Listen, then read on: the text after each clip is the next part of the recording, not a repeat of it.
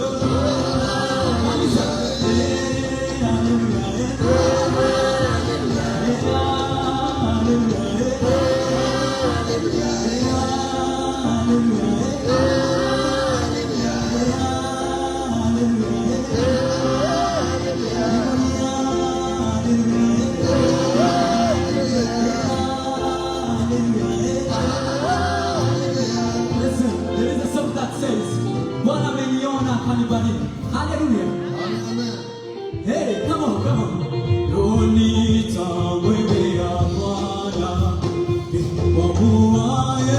ananipenda, nitaimba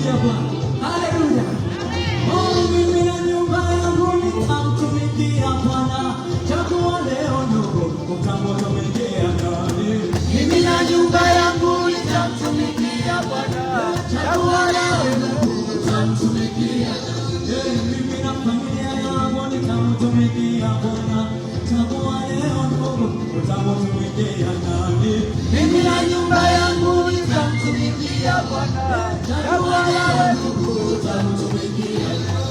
Sisi na kwaya yetu tutamtumikia Yesu. Chagua leo ndugu, utamtumikia nani? Mimi na nyumba yangu nitamtumikia Bwana.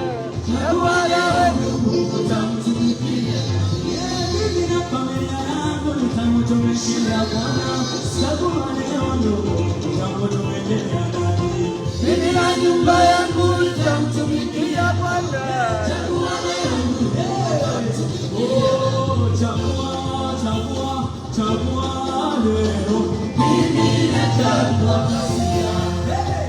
Kaka yangu nataka wachagua nani? Mimi nachagua Masia. Baba chagua, nawe Baba chagua leo. Mimi nachagua Masia. Nawe Baba chagua.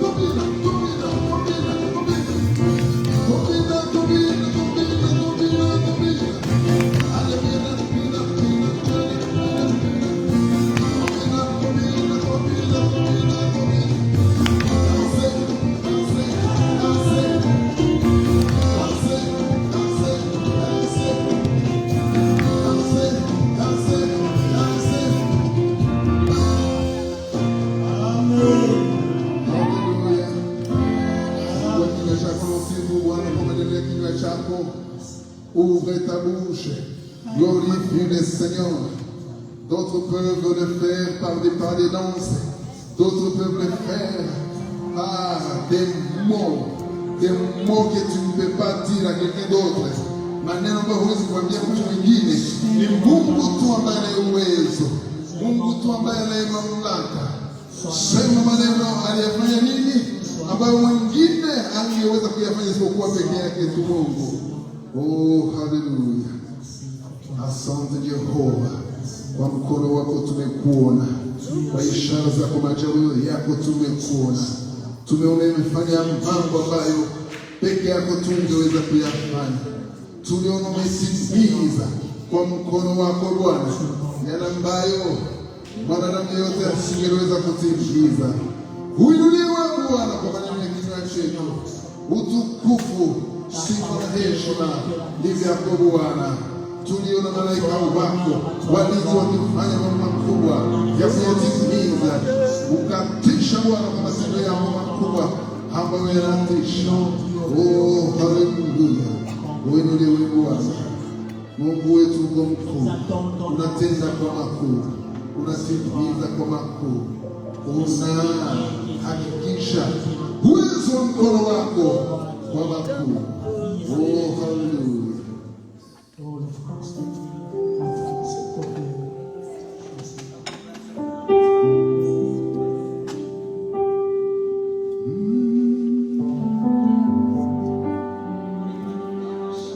Mungu wetu ni mkuu.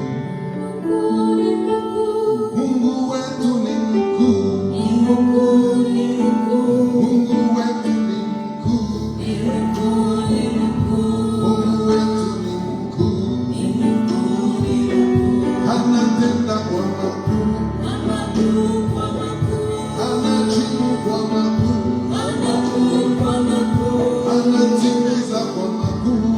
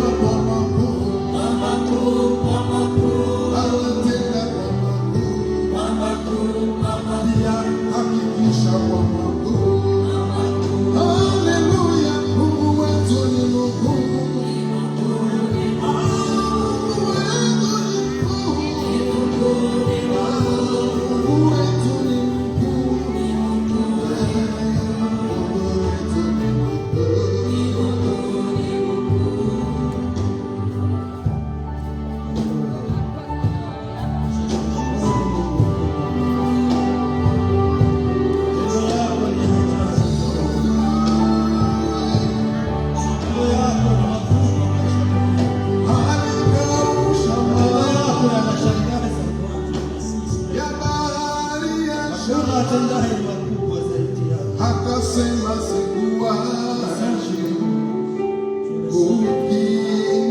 ukiniamini, haikuweza ya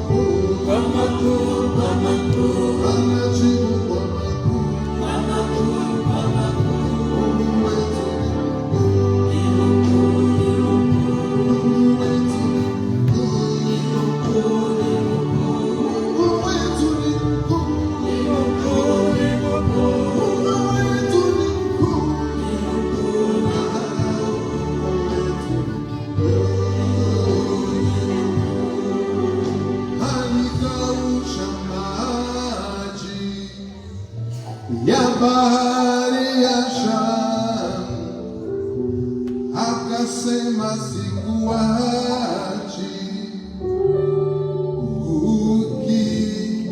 ukiniamini.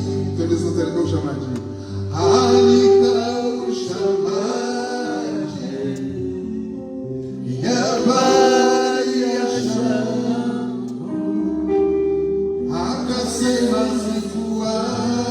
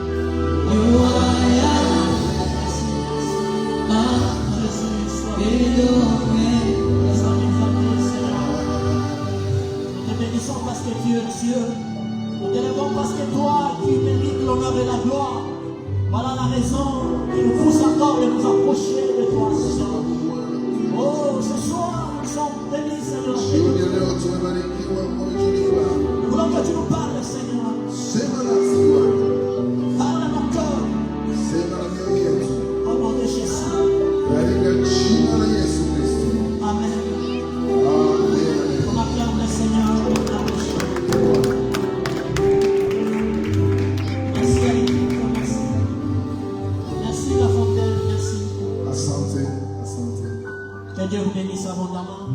Bwana wabariki tena kwa utele. Est-ce qu'on peut acclamer pour la fontaine? Je tunaweza kushangilia kwa sababu ya Fontaine. Et je vous salue tous dans le nom du Seigneur. Na wasalimu wote katika jina la Bwana wetu Yesu Kristo. Je sais que nous sommes là. Dieu nous fait grâce encore d'être là. Najua kwamba tukiwa hapo Mungu anayeona tena Bwana anaweza kutufanyia leo. Écoutez, Dieu est bon. Kwa kweli Mungu ni mwema. Si nous sommes reconnaissants de ce qu'il fait, il est bon.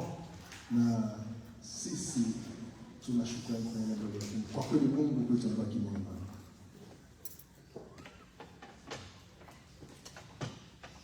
Je crois que je ne serai pas assez long aujourd'hui. Nafikiri kwamba sitakuwa mrefu leo, Mais suivez-moi attentivement. lakini unifuate kwa makini. Amen, l'église. Amen, kanisa. Il faut chercher Dieu. Nabidi kumtafuta huyu Mungu. Amen, l'église. Amen, kanisa. Il faut chercher Dieu. Nabidi kumtafuta Mungu. Et il faut l'aimer. Na nabidi kumpenda. Cela ne dépend pas de ce que tu penses, de ce que tu vis. Hiyo haifuatani na ambayo unayaona na ambayo unayaishi. Mais si tu as une décision de chercher Dieu, Lakini jukumu moja ambalo utaifanya ni kumtafuta Mungu. parce que la Bible dit, Kwa sababu Biblia inasema il se laisse trouver par ceux qui le cherchent. anajiacha wampate wale wanaomtafuta. Écoute, nous avons commencé à parler de l'homme spirituel. Tulianza kuzungumzia habari za mtu wa kiroho. Nous avons pris l'exemple d'Abraham.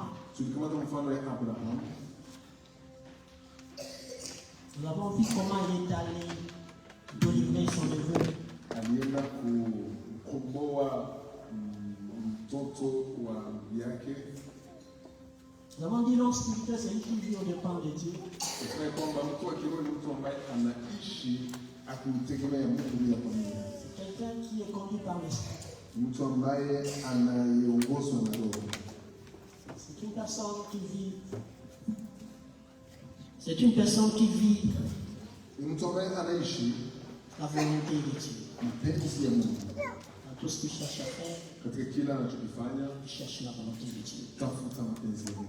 Nous sommes dans l'île de Psaume Tuko katika Zaburi 40, verset 9. 40 mstari wake wa 9. Aujourd'hui, j'aimerais qu'une personne dans l'ensemble puisse lire. Nataka mtu mmoja katika mkutano atusomee. Tous nous avons nos Bibles, nous pouvons ouvrir nos Bibles. Nafikiri sote tuna Biblia yetu. Acha tufungue Biblia zetu na Que ce soit dans tusome. le téléphone, Inaweza kuwa ya simu, ouvre ta Bible. fungua tu Biblia yako. Psaume 40, verset 9. Zaburi 4 ama 40 mstari wake wa 9. Mtu mmoja katika mkutano anaweza kutusomea. On peut lire en français, on peut lire en swahili. Anaweza kuwa katika Swahili, katika Kifaransa. Celui qui a trouvé peut lire ça. Ambaye amepata katika mkutano anaweza kutusomea tafadhali. Amen. Psaume chapitre 40, verset 9. Je veux faire ta volonté, mon Dieu, et ta loi est au fond de mon cœur. Amen. Je te bénisse, maman. Mungu akubariki mama. Ok, en swahili, on a trouvé quelqu'un. Je sikia kama katika mkutano tunapata mtu ambaye atusomea katika Swahili. Zaburi sura makumi nne na mstari wa 9. Ndio.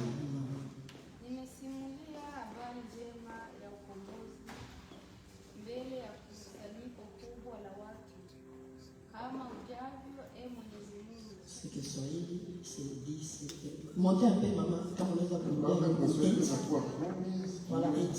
Panda kwanza 8 ama 10 yake. Nani c'est bien parce que ce que vous dites ici, c'est le deuxième verset. Kusoma kwanza 8 tusikie. Mstari wa 8. Oui. Kutimiza matakwa yako, e Mungu wangu, ni furaha yangu. Sheria yako naishika kwa moyo wangu wote. Amen. Amen, que Dieu vous bénisse. Kwenye hii tafsiri nasema nimehubiri habari za haki katika kusanyiko kubwa Sikuzuiza midomo yangu, Bwana unajua. Amina. Amen. Vous voyez, il y a différentes versions. Mais nous sommes sur la même page. Comprenez ma voix. C'est pas un peu bon aujourd'hui. Mais comprenez quand même. David dit ici, je veux faire ta volonté, mon Dieu.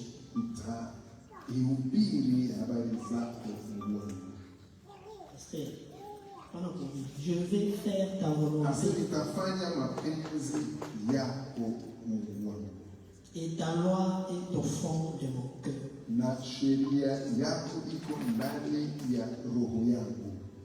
Un homme spirituel, c'est celui qui fait la volonté de son Dieu.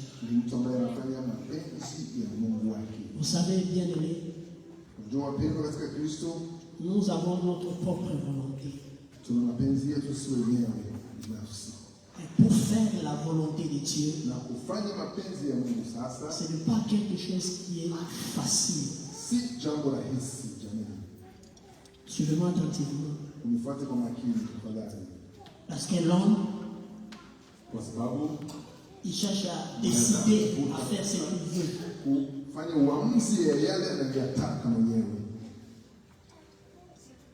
À des fois, il est difficile de le faire stopper dans ce que l'homme décide.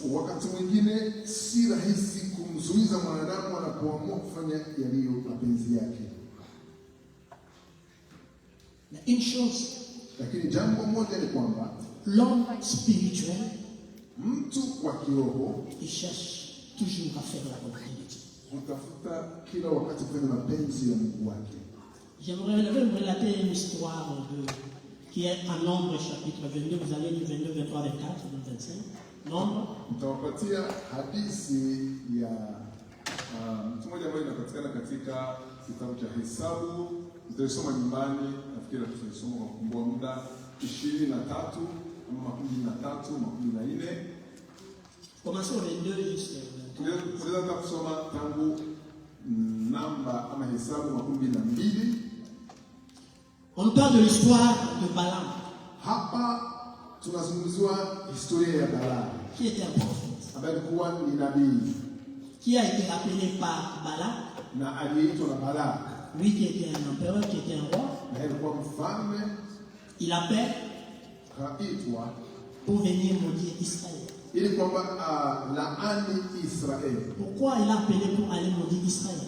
Kwa nini alialikwa alaani taifa la Israeli? Parce que quand Israël est sorti de l'Égypte, kwa sababu Israeli ilikuwa imetoka Misri, Dieu marchait avec Israël. Mungu alikuwa akitembea na Israeli. Il y avait la renommée d'Israël partout. Na Israeli ilikuwa na sifa njema popote. Et cela faisait la peur, la terreur parmi le contrée voisin.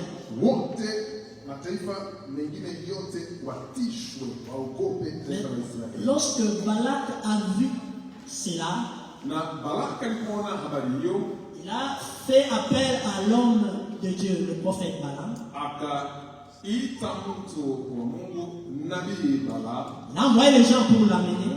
Akaita watu wamwite. Cet homme, suivez-moi attentivement. Huyu mtu mnifuate kwa makini. Balaam est entré, il dit restez là. Balaam akaingia akasema baki hapo. Il a accueilli le visiteur. Akapokea wageni. Il est entré dans sa chambre, aller consulter Dieu. Akaingia katika chumba chake cha ndani kwamba muulize Mungu. S'il va partir ou pas. Kama ataenda ama la. Et après avoir consulté Dieu, baada ya kumuuliza Mungu, Dieu lui dit ne pars pas. Mungu akamwambia siende. Il est sorti dire à ces gens non, partez, moi je n'irai pas, je ferai ce que Dieu me dit. Akaambia watu ninyi mwende, nitafanya ambayo Mungu ananiambia. Ça c'était la volonté de Dieu. Ilikuwa na penzi ya Mungu kwanza hiyo. Les envoyés sont rentrés auprès de Balak, il dit il a refusé de venir avec nous. Wajumbe walienda na kumwambia alikataa kwenda na sisi. Balak a pris encore le prince, les hommes de valeur, il a envoyé avec beaucoup de présents. Allez-y encore. Malaki akamata tena watu wenye samani na akawapatia zawadi nyingi, akamwambia nendeni tena. Ils sont partis. Wakaenda. Ils sont arrivés là-bas. Wakafika hapo. Il les a reçus. Akawapokea. Il dit restez encore ici. Akasema mbaki tena hapo. Je vais aller encore consulter. Tena tena kumuuliza. Dieu a vu Mungu akaona dans le cœur de Balaam, katika roho ya Balaam, il avait ce désir de partir. alikuwa na hiyo haja kweli ya kwenda. Dieu lui dit va. Mungu akamwambia nenda. Mais tu diras ce que je t'ai dit. Lakini utasema ambayo mimi nimekuambia. Au long du chemin, alipokuwa njiani, Dieu est venu pour l'intercaler. Mungu akaja na kumwambia asiende kuzuiza. Dieu est venu se l'intercaler. Mungu akaja amzuize. Il montait sur l'ânesse. Alikuwa akipandia punda. Cette ânesse l'a cogné 2 fois. Et 3 fois, plus 3 fois au lit. Na hiyo punda ikajigonga mara 3 kwenye ukuta. Et pendant 3 fois que l'ânesse le cognait ses pieds au lit, na mara 3 ambayo punda ilikuwa ikijigonga kwenye ukuta, lui frappait sur cette ânesse. Na yeye akapiga punda. Il a frappé l'ânesse 3 fois. Akapiga punda mara 3. Or l'ânesse avait vu l'ange. Kumbe punda liona malaika mbele yake. Avec une épée qui est aiguë déjà.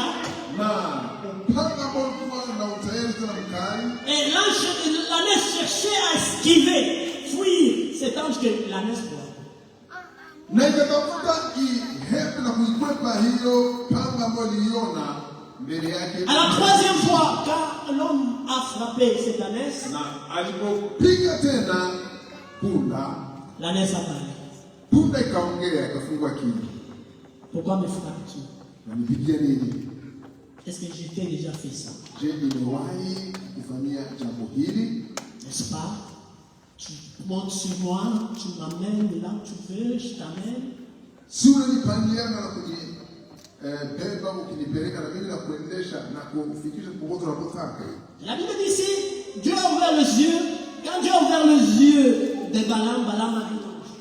Na Biblia inashuhudia ya kwamba Mungu alipomfungua Balaam macho akaona pia malaika. L'ange lui a dit, malaika akamwambia, cette ânesse ici, j'allais déjà te tuer. Isingelikuwa huyu punda, wewe ningekuwa tayari. Et j'allais laisser l'ânesse en vie.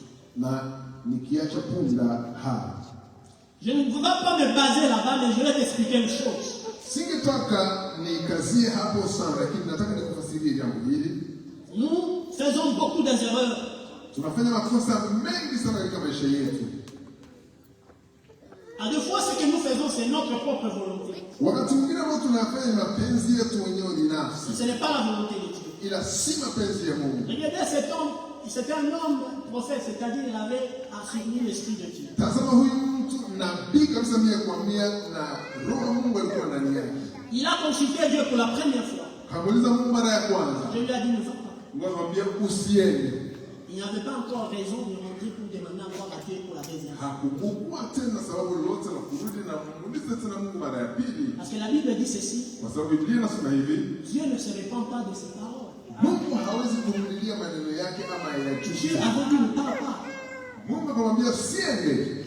Mais lui il est rentré encore pour chercher encore pour savoir s'il devait le laisser partir. Yeye karudi tena kutafuta kujua tena zaidi kwamba Mungu atamwacha aende. Voilà ici David est en train de dire. Hapa Daudi anasema, je veux faire ta volonté, mon Dieu.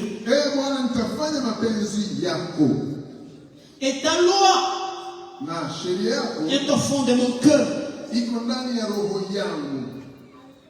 Écoute-moi. Sikilize. À 2 fois tu agis par ta propre volonté. Wakati mwingine unataka ufanye mapenzi yako mwenyewe. C'est que jusque-là, Dieu n'a pas encore le siège dans ton cœur. Yani mpaka hapo Mungu hajapata nafasi ya kukaa katika roho yako afanye mapenzi yake. Pour lui, il devait aller. Kufuatana naye mwenyewe ilibidi aende. Et il est parti. Na akaenda. Et là où il est parti, alipoenda huko, Dieu est venu pour l'intercaler en route. On a laissé continuer son chemin parce qu'il partait. Et on lui dit ceci. Ce peuple-là est un peuple béni. Toi, tu diras ce que je te mettrai dans ta bouche.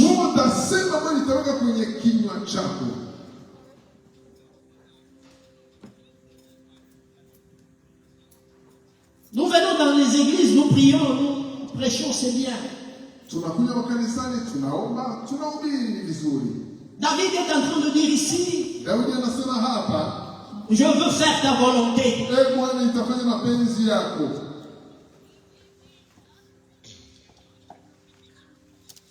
Comment on arrive à faire la volonté de Dieu? Lisons un peu Job 23, verset 12. Tusome Ayubu 23, 12. J'aime quand nous ouvrons le Bible, nous les ouvrons tous ensemble. Ça sera bien. Job, avant psaume. C'est le livre qui est avant psaume. Si tu es dans les Bibles du téléphone.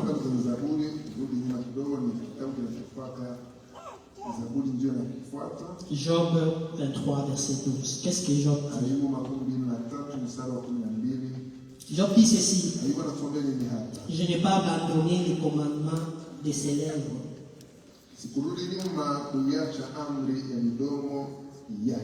Je fais plier ma volonté aux paroles de sa bouche.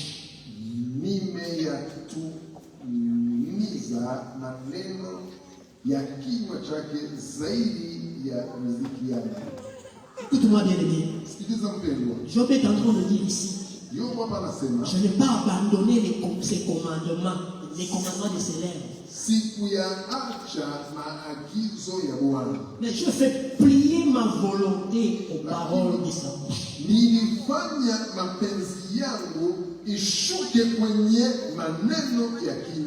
Je fais plier.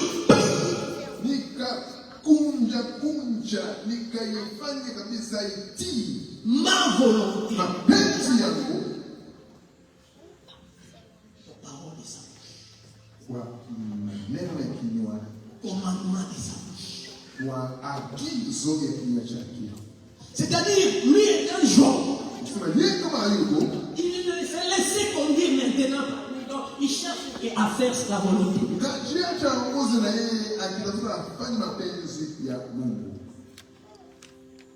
Il s'est plié.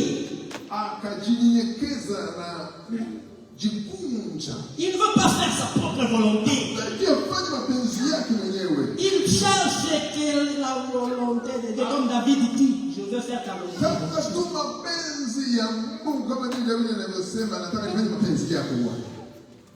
C'est la personne qui se laisse. Et que le Saint-Esprit prend le contrôle absolu de son corps. Et le Saint-Esprit qui est dans la vie de l'homme commence à le transformer, commence à le faire marcher sur le pas de Jésus. Il ne veut pas sa propre volonté, mais celle de Dieu. Et les amis.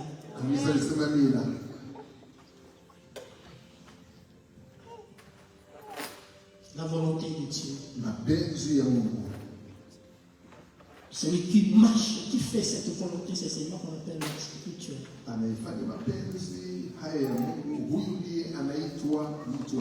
C'est-à-dire, il s'est laissé totalement à Dieu seul. Il n'a pas de mélange. Alors, il mélange pas.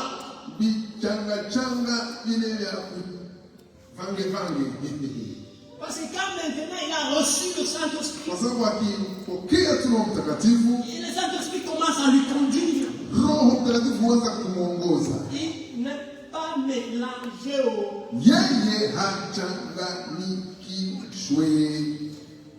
Notre Notre Dieu ne se mélange pas avec les saletés. Mungu wetu hachanganyikishwe na machafuko. Pour David, c'était le souhait. Il dit, je veux faire ta volonté.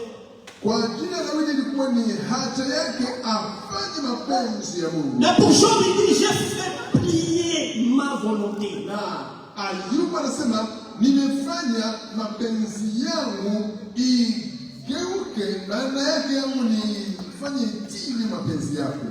C'est-à-dire, c'est une tournure de marche. Ni kusema ni mzunguko wa mwenendo. C'est un changement de direction.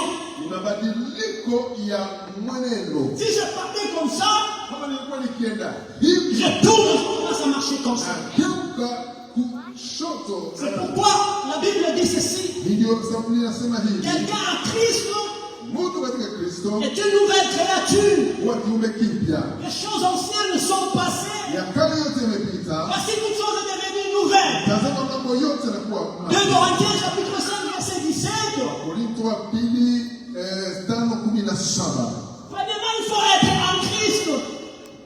Il faut être en Christ. Kwanza inabidi kuwa ndani ya Kristo. Quelqu'un en Christ Mtu ndani ya Kristo est devenu une nouvelle créature. huwa kiumbe kipya. Es-tu une nouvelle créature? Kiumbe kipya. Es-tu une nouvelle créature? Je, wewe ni kiumbe kipya? Parce que une nouvelle créature, Kwa sababu kiumbe kipya, maintenant c'est l'Esprit de Dieu qui commence à l'animer, à les conduire.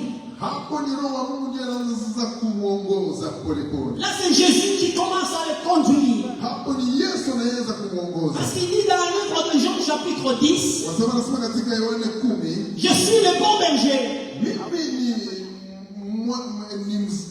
mimi ni mchungaji mwema. Et je connais mes brebis. Najua kondoo Et zangu mes brebis connaissent ma voix. na kondoo zangu hujua sauti yangu. Je les amène.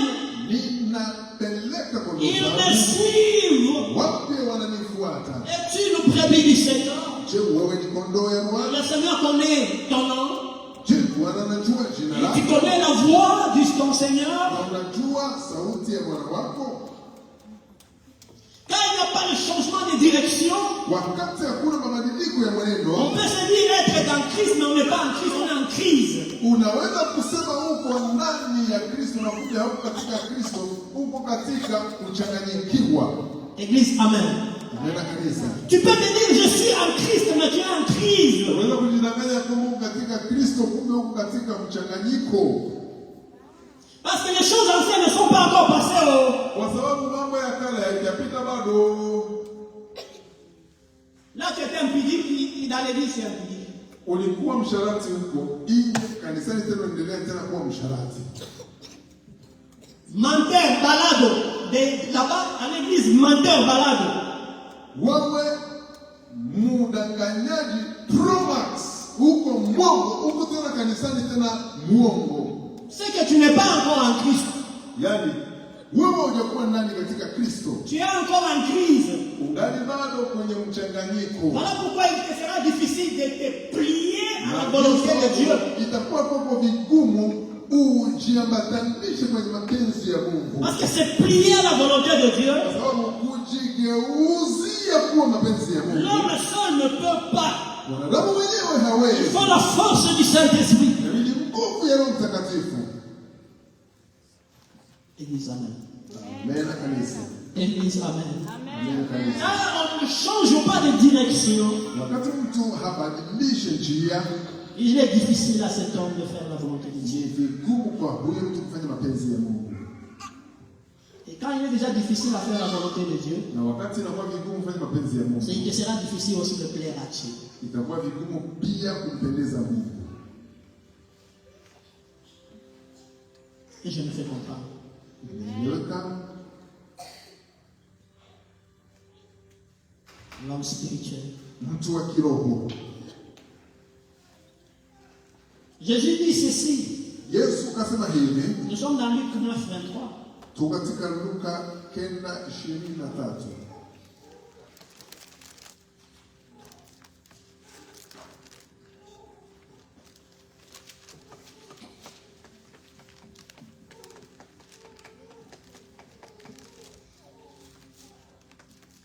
Puis il dit à tous, si quelqu'un veut venir après moi, qu'il renonce à lui-même, qu'il se charge chaque jour de sa croix et qu'il me suive.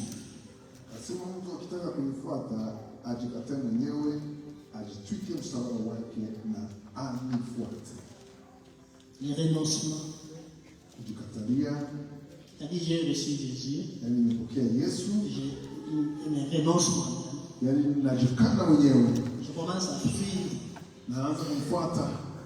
Parce que c'est lui qui est maintenant mon guide. Sababu Yesu ndiye anayenielekeza. C'est ce que Paul a dit, ce n'est plus moi qui vis, mais c'est Christ qui vit en moi. Hii ndio Paulo anasema, si mimi tena naishi, lakini Kristo anaishi ndani yangu.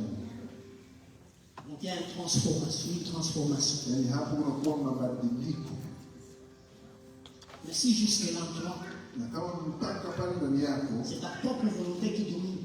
Ni mapenzi yako ndiye ambaye inatawala bado. C'est que tu n'es pas encore en Christ. Yani hujakuwa ndani ya Kristo Tu es tayari. en crise. Bado hujakuwa katika Kristo, ungali kwenye kuchanganyikiwa. Tu n'es pas encore l'homme spirituel. Hujakuwa bado mtu wa kiroho. Tu es encore dans l'état de l'homme charnel qu'on a. Bado ungali kwenye mtu ule wa kimwili, huyu ambaye tuliona. On peut chercher à se faufiler dans la spiritualité, frère, mais tes fruits nous montreront que tu n'as pas l'esprit de Dieu. Utatafuta kujiingiza mwili ya kiroho, lakini matunda yako yataonyesha ya kwamba bado hujakuwa. Tes œuvres nous montreront que toi n'as pas encore. Matendo yako yataonyesha ya kwamba kweli bado wewe. Et il te sera difficile itakuwa vigumu kwako de vivre la main de Dieu. kuona mkono wa Mungu. Voilà pourquoi aujourd'hui, Ndio sababu leo chacun veut faire ce qu'il veut. kila mtu anataka afanye mambo anayotaka. Quand même il est dans l'église, il veut faire ce qu'il veut. Hata kiwa kanisani anataka afanye vile anataka. Mais pas la volonté de Dieu. Lakini si mapenzi ya Mungu. Mais sa propre volonté. Ni mapenzi yake mwenyewe.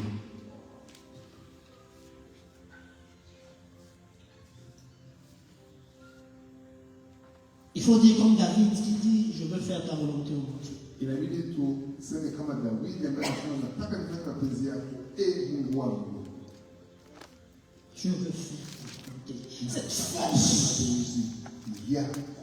hiyo nguvu de déterminer à faire.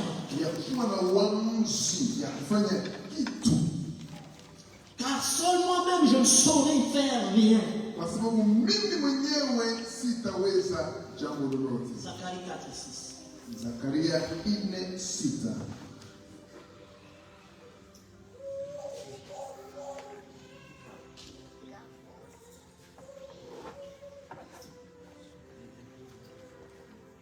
Dit ceci.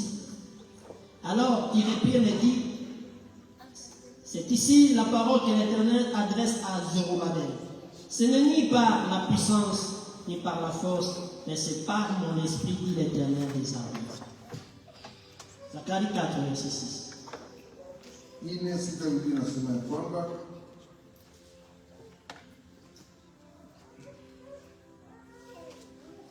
Zerubabeli akajibu akaniambia akisema, hii ndiyo neno la Bwana kwa Zerubabeli kusema, si kwa uwezo wala nguvu, bali ni kwa Roho, asema Bwana wa majeshi. Amen.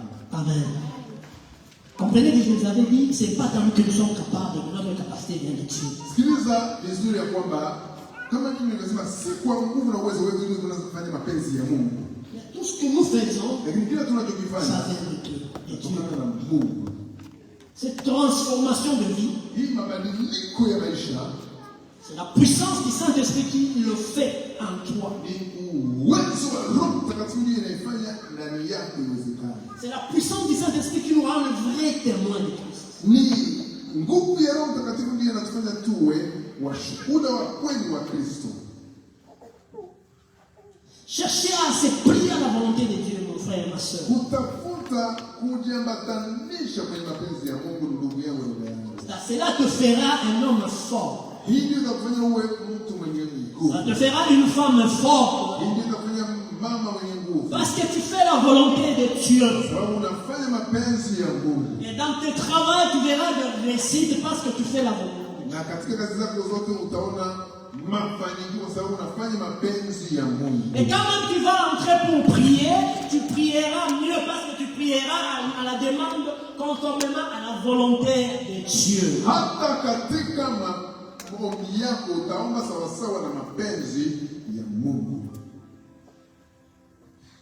Il dit, ce n'est ni par la puissance, non plus par la parole, mais c'est par mon esprit, c'est par l'esprit de Dieu. Ce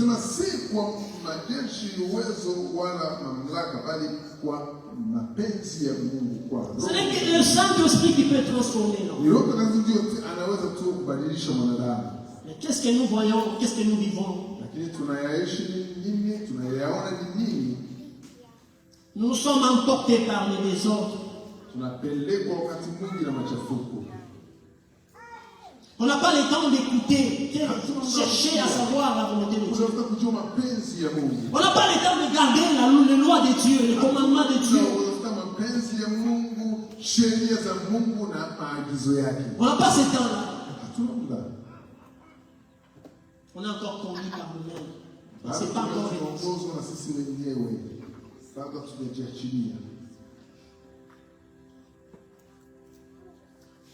c'est que nous ne sommes pas encore arrivés à l'étape de l'homme spirituel.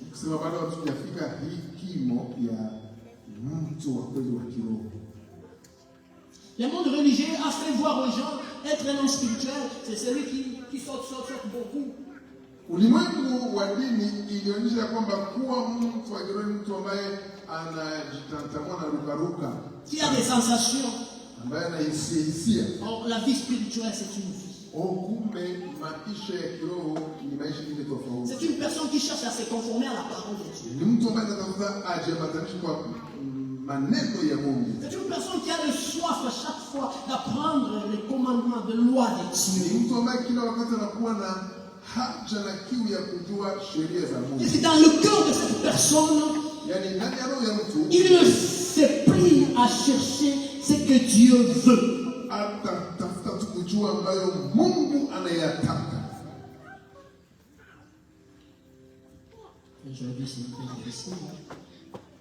Aujourd'hui c'est un peu difficile. Aujourd'hui c'est un peu difficile. On peut se réveiller le matin, on dit je pars là-bas.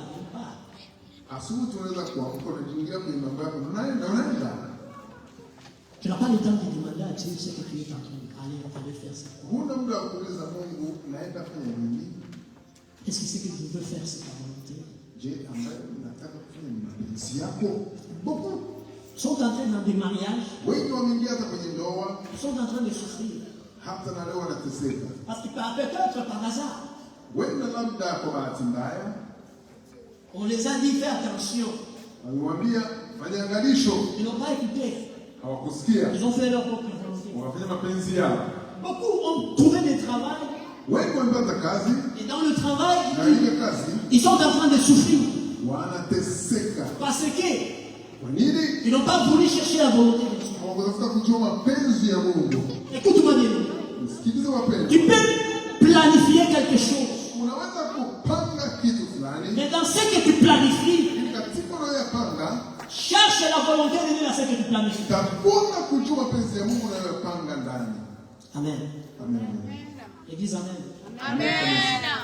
Peut-être toi tu as le vouloir de le faire. Mais Dieu ne veut pas que tu le fasses. Parce que c'est lui qui t'a créé, il te connaît. Mais parce que toi tu ne veux pas te plier à la volonté de Dieu,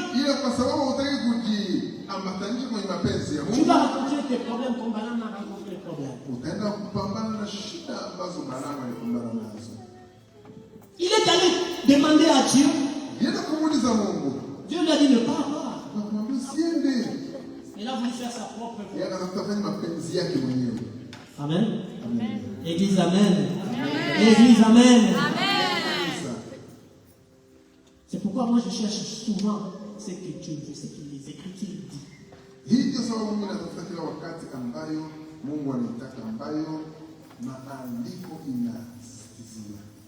Parce que si on ne court pas aux Écritures, on va faire quoi? David dit la loi est entrée dans mon cœur. La loi dans mon cœur. sheria zako zimezama ndani yangu. Donc je dois garder cette loi de Dieu. Inabidi nilinde hii C'est sheria. ce qui me montre la volonté de Dieu. Mapenzi ya Mungu. Dieu dit à Moïse, enlève tes sandales. Mungu akamwambia Musa na wote waliozaliwa kwenye kizazi. Non, enlève tes sandales. Mungu akamwambia Musa aondoe viatu vyake. Il était en brousse. Lakini alikuwa iko katika msituni. Il ne s'est pas posé des questions là, il a exécuté. Hakujiuliza maswali. Mes brebis écoutent ma voix. Kondoo zangu sikia sauti yangu. Sinon, isipokuwa hivyo tu vas pleurer. Utalia.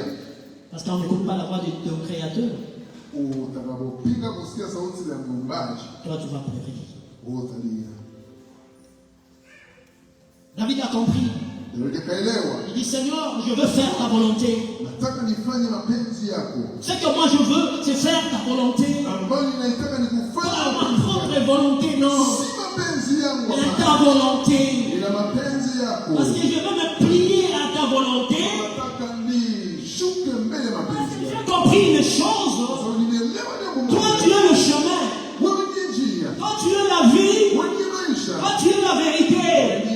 Si je me plie à ta volonté, c'est que je marcherai avec sécurité dans le chemin. C'est que je marcherai dans la vérité. Et j'aurai la vie. Église, amen. Mais si je m'oppose à ta volonté, mais c'est pas difficile de voir ta main haute. Je vais prier selon moi, mais pas selon ta volonté. 1 Jean chapitre 5, verset 14.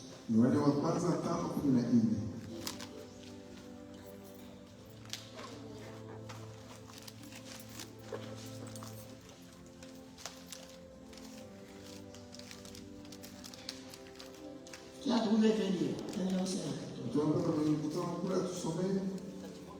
Waraka wa kwanza wa Yohana 5:14.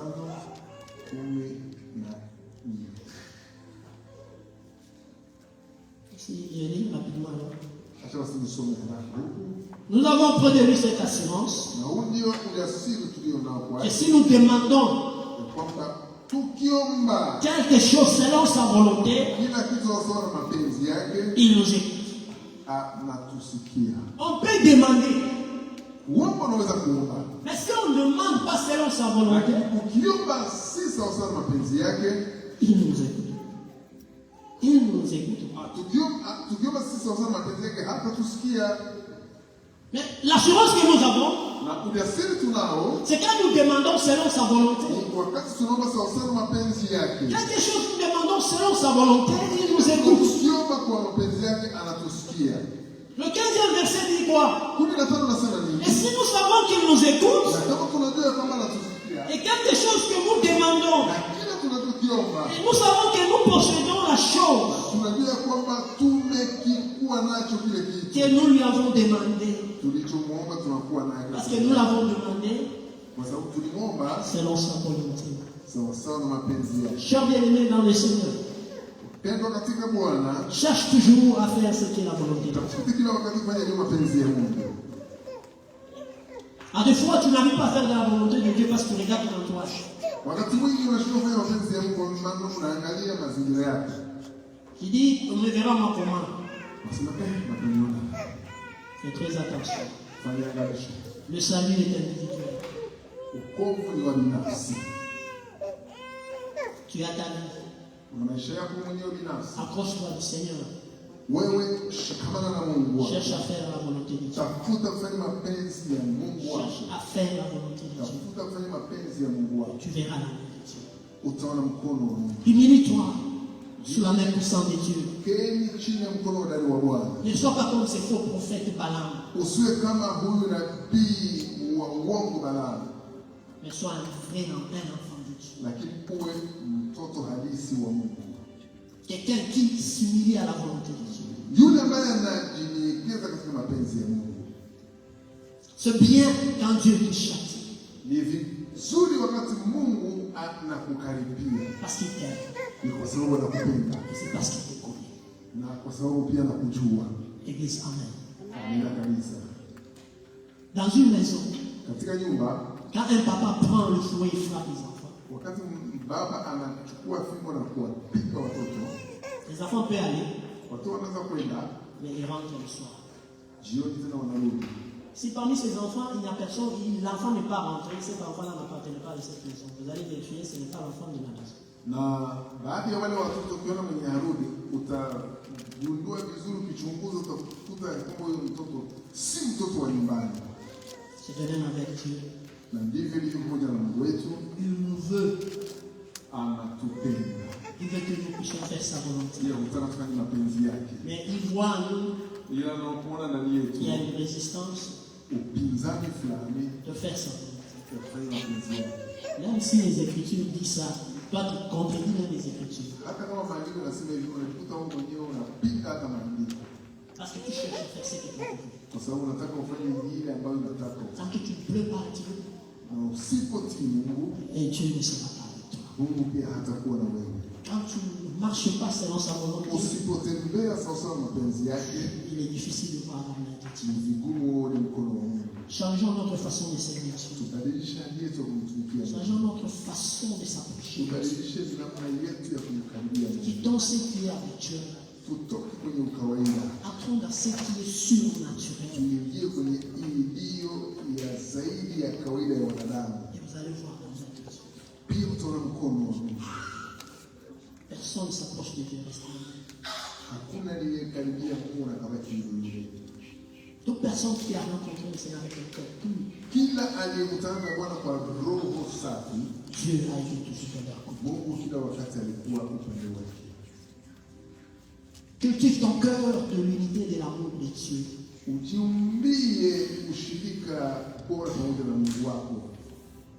Et tu commenceras à vivre la main de Dieu.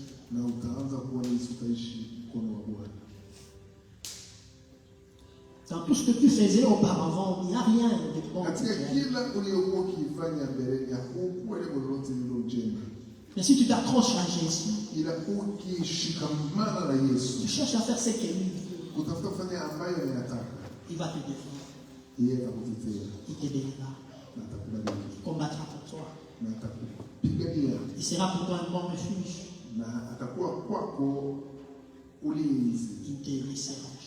Na hakuna siku atakuachilia. Parce qu'il est l'ami fidèle. Rafiki wa karibu wa kila saa. Lui n'abandonne pas. Hawezi kuachilia. Il ne délaisse pas. Hawezi kusahau. Il sera avec toi. Il va te protéger. Atakulinda. Il va combattre pour toi. Atakupigania. Toi cherche à marcher dans sa volonté. Laisse ton cœur être dominé par Dieu. Laisse ton cœur être dominé par l'Esprit. Que Dieu prend les contrôles de ton cœur. Tu verras comment ta vie va commencer.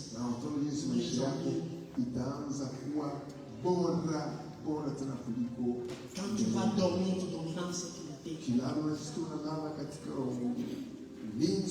Quand tu vas sortir, tu auras l'assurance que ton Dieu a sécurité. Là, tu te laisses conduire. Pourquoi veux-tu plaire aux gens chaque fois? Pourquoi tu ne cherches pas à plaire à Dieu? Et en cherchant à plaire aux gens, qu'est-ce que tu as eu? Église, je suis à la fin. Qu'est-ce que tu as eu? Accroche-toi à Jésus. Laisse-toi conduire par Dieu. Et regarde à gauche et à droite. Cherche à renouveler encore l'alliance avec Dieu. Et tu verras comment Dieu va faire. À deux fois, tu prenais tout ça comme si tu étais dans une aventure que tu faisais. Mais notre Dieu ne fait jamais des aventures.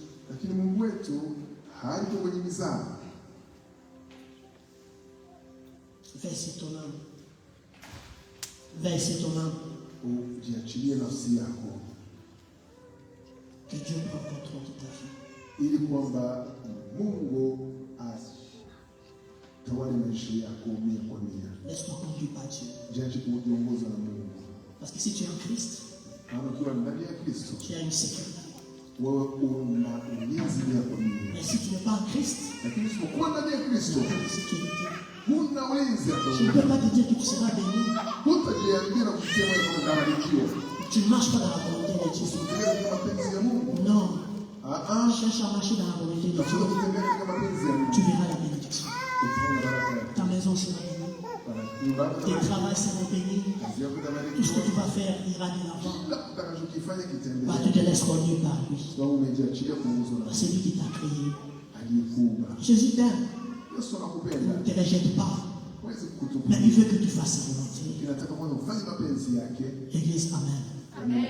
Dieu veut que tu fasses sa volonté. Mungu anataka ufanye mapenzi Tu yake. changes. Ubadilike. J'insiste que tu changes. Nasisitizia jambo la mabadiliko. Quand tu tournes la direction, tu changes la direction. Unapomgeukia Et Dieu sera avec toi. na yeye atakuwa pamoja naye. Aujourd'hui, je veux prier. Leo nitaomba. J'étais dans un long prière. Nilikuwa kwenye maombi mrefu de jour. katika kufunga, Mais je vais te dire ceci. lakini nitakwambia hivi, Si tu t'accroches de Dieu, ukishikamana na Mungu, Dieu sera avec toi. Mungu atakuwa pamoja nawe. Avant que je prie, Kabla sijaomba, arrange ton cœur. tengeneza roho yako, Arrange ton cœur. tengeneza mambo katika roho yako.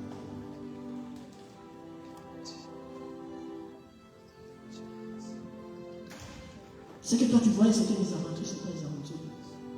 Ambayo ulikuwa ukiyaona ilikuwa ni kama tu michezo.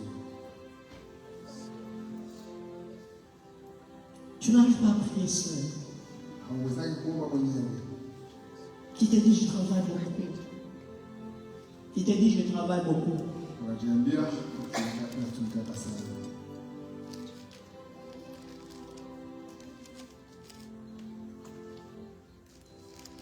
Tu prends du temps même le week-end de chercher la face de Dieu. Chukua nafasi kabisa nzuri, muda mzuri kwa kutafuta uso wa Mungu. Je ne veux pas te donner le message et les recommandations que Dieu m'a donné. Sitaki nikupatie ujumbe ya kusukuma kwenye yale ambayo utaifanya kutoka Mungu. Mais je veux que toi, Ili nataka wewe mwenyewe binafsi tu changes. ubadilike. Celui qui va écouter, Atakayesikiliza il verra la main de Dieu. ataona mkono wa Mungu. Pendant 21 jours, j'étais dans la face de Dieu. Kwa siku 21 nilikuwa katika uwepo wa Mungu, Mangeant le légume, les liquides, nikila tu mboga na maji, en cherchant la face de Dieu. kitafuta uso wa Mungu. Et à la fin aujourd'hui, Leo je vais terminer ma prière. nataka nimalizie maombi yangu, Je vais prier pour l'Église. niombee kanisa, Et je m'aimerais que tu sois sincère envers ton Dieu. lakini nataka uwe wazi na Mungu wako. Renouvelle encore l'alliance avec le vrai Dieu. Fanya upya agano yako na Mungu wako.